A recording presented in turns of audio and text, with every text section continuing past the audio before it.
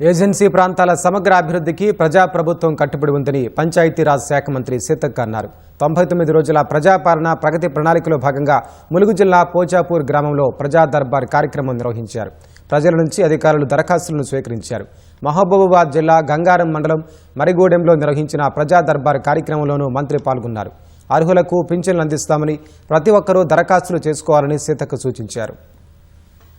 ముఖ్యంగా అందరి విజ్ఞప్తి ఒకటే, ఇల్లులు, ఇందిరమ్మ ఇల్లులు, పెన్షన్లు, తర్వాత ట్రైబల్ ఏరియా కాబట్టి ఫారెస్ట్ ఏరియాలో కొన్ని పోడు భూముల సమస్యలు ఇవి పెద్ద ఎత్తున వస్తూ ఉన్నాయి.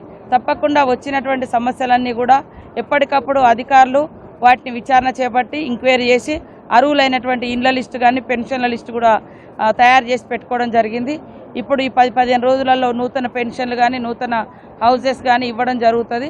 దాంట్లో ఈ ప్రజా దర్బార్ జరిగినటువంటి కార్యక్రమంలో వచ్చినటువంటి దరఖాస్తులకు ప్రయారిటీగా తీసుకొని వారికి అందజేయడం జరుగుతుంది. చాలా చోట్ల డ్రై ఏరియా ఉండి పంటలు 2 పంటలు పండక కూడా ఇబ్బంది పడుతున్నారు.